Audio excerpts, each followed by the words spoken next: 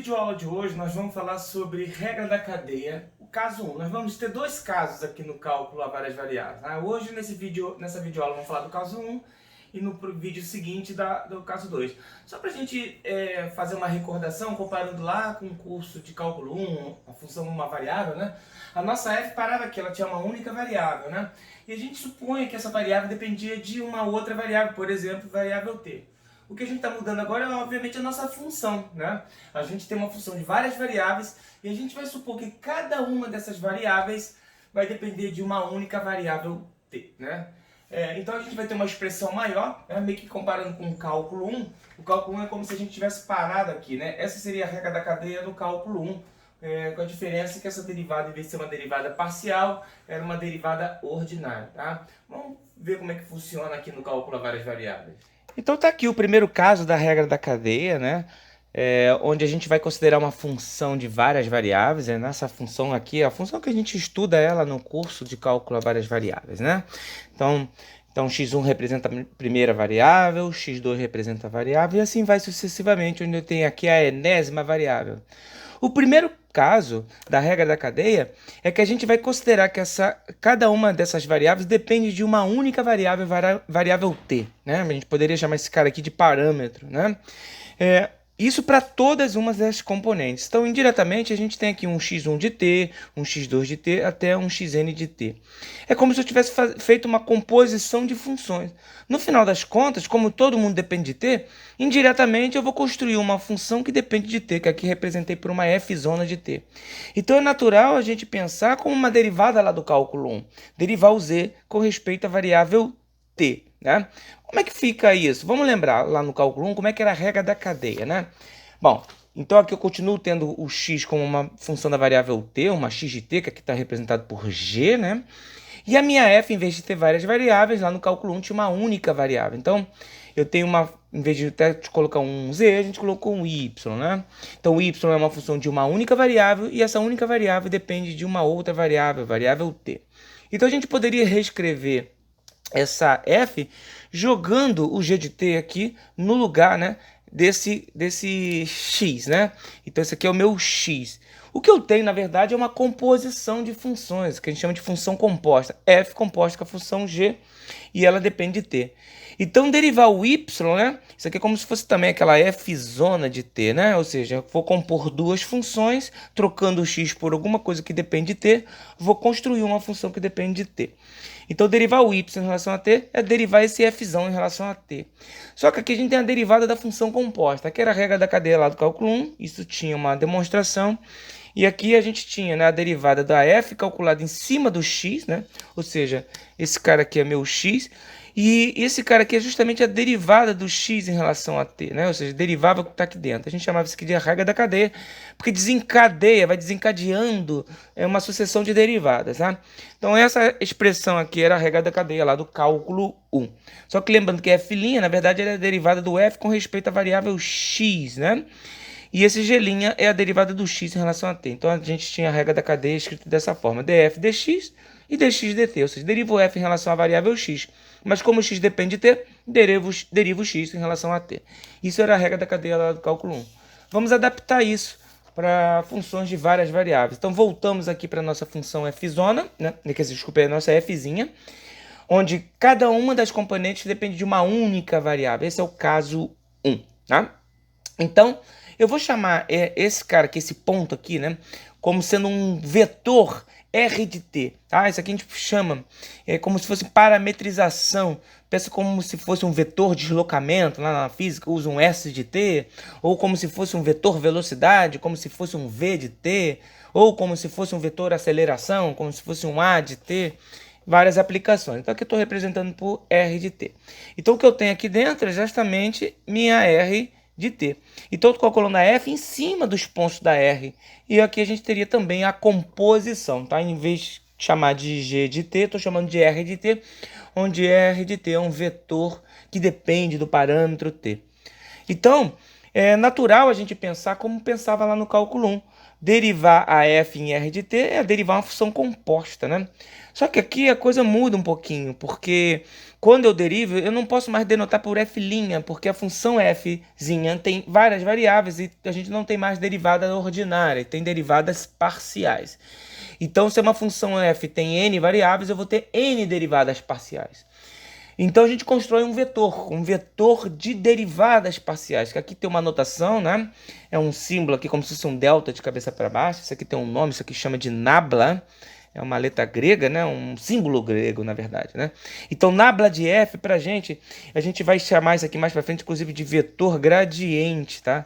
Isso aqui vai aparecer mais para frente, mas vamos por hora pensar que é um vetor, apenas um vetor que guarda em suas componentes todas as derivadas parciais de primeira ordem dessa função fzinha, né? Obviamente, a derivada vai ser calculada em cima dos pontos r de t.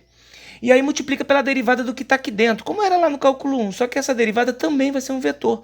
Eu vou derivar cada uma das componentes em relação ao parâmetro t. Aí, então, esse vetor r' vai guardar nas suas componentes também derivadas. A diferença é que são derivadas ordinárias, porque no primeiro caso, cada uma das componentes depende só de uma única variável t. Então, tem dois vetores de derivada. Um com derivadas parciais de primeira ordem, são n, e outra com derivadas ordinárias, também são n. Tá? O que a gente vai fazer aqui é um produto escalar entre dois vetores, dando a derivada do z em relação a t. Tá? Então, vou escrever aqui os vetores, né? Aqui o gradiente de f, né, aquele vetor que guarda nas suas componentes todas as derivadas parciais de primeira ordem. Então, ó, primeira posição é a derivada do f em relação à primeira variável. Na segunda posição, a derivada da f em relação à segunda variável. Vou fazendo isso até esgotar, né? Até chegar na última variável. E esse aqui é o vetor r', né? Mais para frente a gente vai chamar isso aqui de vetor tangente também, né? Mas por hora pensa que é um vetor como se fosse, se eu pensasse que o r de t é um vetor posição, um vetor de deslocamento, isso aqui é como se fosse a derivada, seria velocidade. Se eu pensar que o r de t fosse o vetor velocidade, a derivada seria o vetor aceleração, né? É um vetor que tangencia a curva r de t. Então, a gente vai fazer o produto escalar entre esses dois vetores, né? Lembra como a gente faz produto escalar? Multiplica componente a componente e vai somando, né? Então, multiplica a primeira de um com a primeira do outro, vai dar essa continha aqui, a primeira parcela. Multiplica a segunda de um com a segunda do outro. Vou fazendo isso até esgotar, né? E depois eu somo todo mundo. Essa é a regra da cadeia que a gente chama de caso 1, tá? Lá no cálculo 1, é como se a gente estivesse truncando aqui, né? Parava aqui, né? A gente tinha um produto, né? A gente tinha escrito lá. A diferença é que não tinha esse símbolo de derivada ordinária. Era um df de x, né? Derivada ordinária. Aqui é a derivada parcial. E derivava o x em relação a t, tá? Então, se eu truncar aqui, quando a f tinha uma única variável, eu derivava essa única variável em relação a t. Então, lá no cálculo 1, a gente parava aqui. No cálculo a várias variáveis, a gente vai ter n parcelas. Então, a gente tem uma única equação, que é derivando z em relação a única variável, no caso que é a variável t de tatu, né? Só que a gente vai ter n parcelas, né? Onde cada parcela tem a mesma cara. Eu derivo a f com respeito à variável e derivo essa variável com respeito ao t, né? Começo com a primeira, derivo a primeira em relação a t. Aí passo para a segunda, derivo a f em relação à segunda variável, derivo a segunda variável em relação a t. E vou fazendo isso até esgotar, tá? Bom, lembrando que essa notação aqui é uma notação simplificada, porque quando eu derivo, né, eu sempre derivo num ponto do meu domínio, né? Então, só para um comentário aqui, para cada uma das derivadas parciais, são n, então meu i varia de 1 a n, então eu vou derivar o f em relação ou a primeira ou em relação à segunda, o que na fórmula a gente tinha colocado dessa maneira, né, d-f, d-xi. Aqui lembrando que minha derivada vai ser calculada um ponto de coordenadas x1, x2 até xn. E lembrando que cada uma desses caras depende de t, né? Tentando até colocar a notação, isso aqui era meu r de t, então é derivada em cima do vetor, né? Aquele vetor de deslocamento, tá? Além disso, as derivadas de cada uma dessas componentes, elas são derivadas num ponto t, né?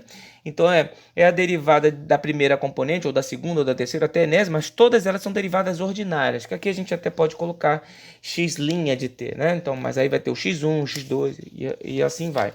Vamos ver um exemplo, onde eu tenho uma f de duas variáveis, onde cada uma das variáveis depende de uma única variável t, né? Então aqui meu x é como se fosse um x1, só que aqui a gente chamou de g de t. O meu y é como se fosse o meu x2, né, que aqui a gente chamou de h de t, tá certo? Então a fórmula é dessa maneira, com duas parcelas apenas, uma vez que a f tem duas variáveis. Então derivo o f em relação à primeira variável, Mas como a primeira variável depende de t, eu derivo ela em relação a t. Passo para a segunda variável, derivo o f em relação a y, que é a segunda variável, mas como esse y depende de t, eu derivo ele em relação a t. Então essa aqui é a fórmula da regra da cadeia adaptada para funções de duas variáveis, o primeiro caso, né? A notação mais completa é lembrando que essas derivadas parciais, elas são calculadas num ponto de componente xy, onde o meu x é uma g e meu y é uma h. Então, o que a gente tem aqui? Ó, a notação para isso aqui. Até mudei um pouquinho a notação. Drom f, drom x pode ser escrito como fx, né?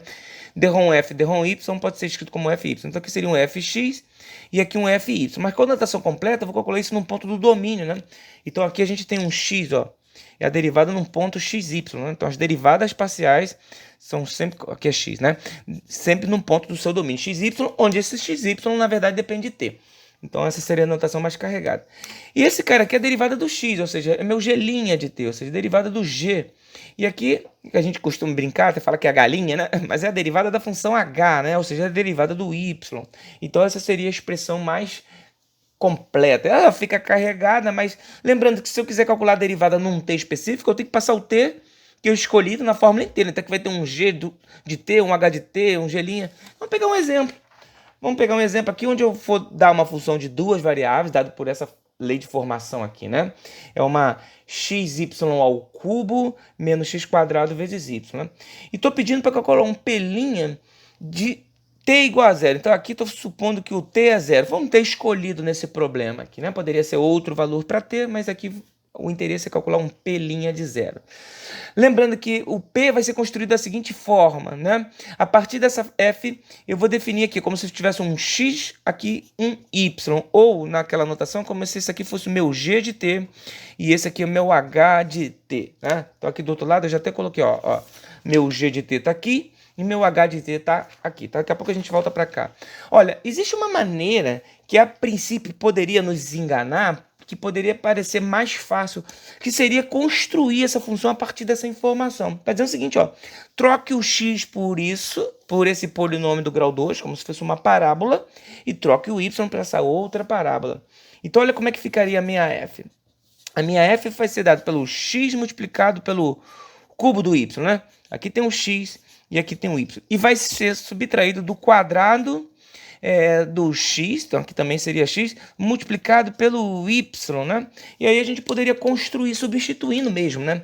No lugar do x, aqui nessas duas partes aqui, eu colocaria um 3t ao quadrado menos 2t mais 1, aqui também no lugar do x, ó, 3t ao quadrado menos 2t mais 1. Né? E no lugar do y, a gente poderia colocar aqui no lugar do y um 2t ao quadrado mais 3t menos 1, aqui também, 2t ao quadrado mais 3t menos 1. E agora a gente construiu como se fosse uma função lá do cálculo 1. Isso aqui é a minha f zona de t, né? Eu estou interessado em calcular como se fosse o f' de zero. Esse seria o nosso p' de zero, se eu fosse olhar dessa maneira. Só que não é uma boa ideia, né? Embora nesse caso aqui pode ser feito, porque foi fornecido a f, foi fornecido a x, foi fornecido y. Embora pudesse ser feito, não é uma boa estratégia. Porque a gente criou uma função monstruosa. Só para derivar isso aqui, a gente vai ter que derivar a primeira parcela e a segunda parcela, usando já a regra do produto, né? Fazendo aquele V' menos mais V'. Aqui também vou ter que aplicar a regra do produto, onde cada termo aqui eu já vou ter que aplicar a própria regra da cadeia lá do cálculo 1, aquela regra do tombo, abaixo 3, subtrai 1 grau, multiplica pelo aqui dentro. Vai dar um trabalhão. E isso que eu peguei uma função simples, né? Imagina se fosse uma função que envolvesse aí divisões, cossenos, senos, logaritmos exponenciais. Daria um trabalhão. Então não é uma boa substituir para depois derivar. A regra da cadeia é justamente ao contrário. A gente deriva primeiro e substitui depois, né? A gente constrói, calcula as derivadas todas separadamente, né? Então, por exemplo, aqui, ó, extraindo aqui a f, lembrando que a gente quer calcular tudo para t igual a zero, eu já meio que adiantei aqui, ó. O que seria o x associado para t igual a zero? Então, seria o g de zero é o x que está associado ao t igual a zero. Joguei no lugar aqui do t, o t igual a zero. Vai zerar isso aqui, vai dar x igual a 1. E o y, que está associado ao t igual a zero, jogando o t igual a zero aqui, vai zerar essa parte, vai dar menos 1, né? Está dizendo o seguinte, quando t é zero, eu estou parado num ponto de coordenadas 1 e menos 1. Lembra aquela r de t que eu coloquei? A r de t é como se fosse um caminho x de t, y de t. Conforme o t vai passando, como se fosse um reloginho, eu estou me locomovendo, né? Me locomovendo, passeando pelo plano xy. Ele está dizendo aqui, esse caso aqui, que o r associado ao zero, ou seja, o r de zero, vai dar 1 ponto 1 menos 1. Então, parado no ponto de componente 1 menos 1 quando o t é zero, né?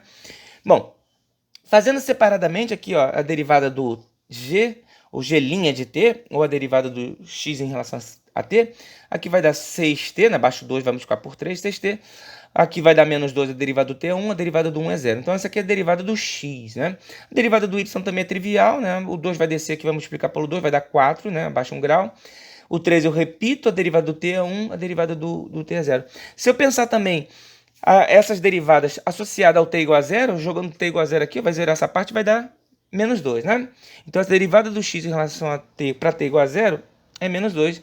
E a derivada do y em relação a t para t igual a 0 é 3. Vamos guardar isso aqui a gente vai usar na fórmula, né? Bom, olha como é que é a regra da cadeia. Eu tenho uma p de t, onde aqui é o meu x e aqui é o meu y, né? Então, só lembrando que aqui em cima eu tenho x e aqui eu tenho meu y, tá? Então, essa é a minha f de xy, é a maneira como a gente construiu o p. Então, p' de t, ou a derivada do p em relação a t, é dada por essa expressão. Eu derivo f em relação à primeira componente, derivo a primeira componente em relação a t. Derivo a f em relação à segunda componente e derivo a segunda componente em relação a t. Eu iria continuar caso a f tivesse mais variáveis. Paramos aqui, ou seja, nós temos duas parcelas porque essa função tem duas variáveis, tá? Essa é a notação simplificada, essa é a notação mais carregada, né? Lembrando que o p' de t, fazendo t igual a 0, é calcular dp dt, tascando na fórmula inteira o t igual a 0. Então, essas aqui são as duas derivadas parciais que estão aqui, o fx e fy, elas são calculadas num ponto de coordenadas x e y. Então, aqui é meu x, aqui é meu y, aqui é meu x, aqui é meu y, né? Só que nesse momento a gente está interessado no xy associado para o t igual a 0. Lembra que a gente calculou? Para esse cara aqui, quando o t é 0, o x vale 1 e o y vale menos 1. Então, a gente precisa das derivadas parciais da f, ou seja, a derivada de f em relação a x e y, no ponto onde o x vale 1 e o y vale menos 1, que são os componentes que estão associados ao t igual a 0. E essas duas derivadas a gente acabou de calcular aqui, ó. A derivada do x em relação a t para t igual a 0 deu menos 2, estava aqui, né? A gente calculou isso aqui, né? E a derivada do h para t igual a 0 deu 3. Então, menos 2 e menos 3 está aqui, ó. Menos 2 e menos 3. E esses dois caras que a gente calculou aqui é o valor de x e de y, onde vão ser calculadas as derivadas parciais. Então, aqui, ó. X e y, 1 e menos 1, tá? Bom, nesse momento, o que a gente precisa fazer para terminar? É descobrir quanto vale as derivadas parciais da minha função f nesse ponto aqui, o ponto 1 menos 1. Então, vamos lá. Vamos pegar a nossa f lá no início. Lembrando que a nossa f era uma função de duas variáveis. Vou derivar em relação a x. Então, lembrando que quando eu derivo em relação a x, o y é encarado como uma constante. Então, eu repeti esse y ao cubo aqui, né? A derivada do x é 1, então ficou 1 vezes y ao cubo. A derivada aqui, nesse caso, eu repeti o y, fiz a derivada do x quadrado, que é 2x. Então, ficou menos 2xy. Então, aqui é a derivada parcial em relação a x, num ponto xy qualquer do domínio, né? Bom, daqui a pouco a gente vai calcular aqui embaixo o ponto de interesse, né? Aqui vou calcular a derivada do f em relação a y, num ponto genérico também. Quando eu derivo em relação a y, quem é constante agora é o x. Então, eu repeti o x, fiz a derivada do y ao cubo, que é 3y ao quadrado. Aqui o x quadrado é constante, eu repito a derivada do y em relação a y, né? É 1. Então, deu essa expressão.